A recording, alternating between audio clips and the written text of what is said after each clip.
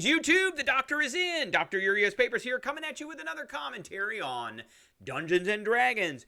Don't forget to hit that subscribe button. If you like this video, hit the like button. If you have any questions or comments, please leave a question or comment. And don't forget to hit that notification bell. All right, we're talking about the spell Swift Quiver on the Doctor Spell Prognosis today.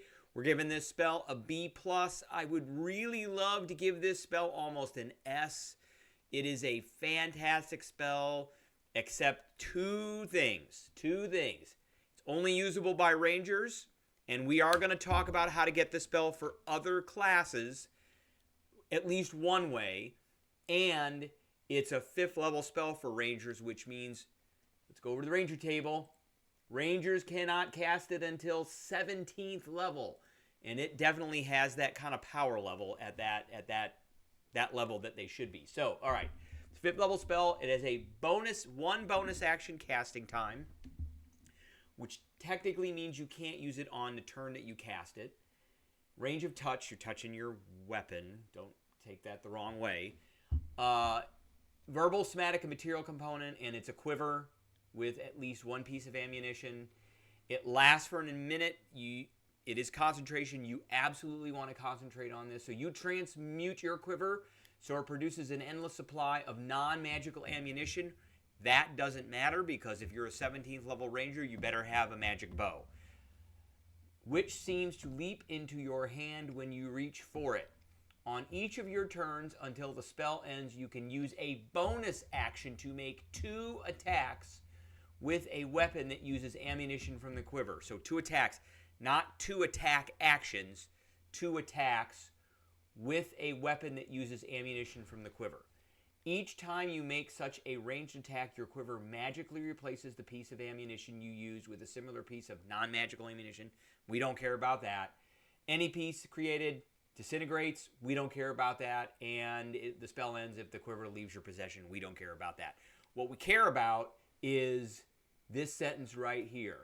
This one right here, particularly bonus action to make 2 attacks with that longbow. That is massive. So you're using your attack action, and a ranger that's 17th level is going to get 2 attacks with their attack action, and then you're going to use your bonus action to do 2 more attacks. Now, you should have sharpshooter by this time before you make an attack with a ranged weapon. So all of the attacks from those 4 attacks that I just said, all of those attacks, those you should be doing sharpshooter with. So you get a massive amount of damage. Like I said, you should have a magical weapon by this level, which is a magical longbow. So you will not get this until 17th level, but you will have 2 attacks by then. Extra attack right there. Let's talk about some ranger subclasses that are good with this. Well, obviously the Gloomstalker comes to mind, because when you are a Dread Ambusher, at the start of your first turn of each combat, you increase your walking speed, blah, blah, blah. If you take the attack action on that turn, you make 1 additional weapon attack as part of that action. So really it should say whenever you take the attack action. This sentence is very confusing. It should say whenever you take the attack action. So this doesn't have anything to do with this spell per se directly, but this spell adds on to the number of attacks that this guy gets. This guy right here, as a Dread Ambusher. So as a Dread Ambusher, that's a 17th level ranger, you are going to be getting 2, 3 attacks. You get 2 attacks when you take the attack action, then you get another one because you're a Dread Ambusher. If you happen to be some levels of fighter, enough to get this bad boy, on your turn, you can take 1 additional action, which can be turned into the attack action, which then gives you 3 more attacks. So now you're doing 6, 7, 8 attacks.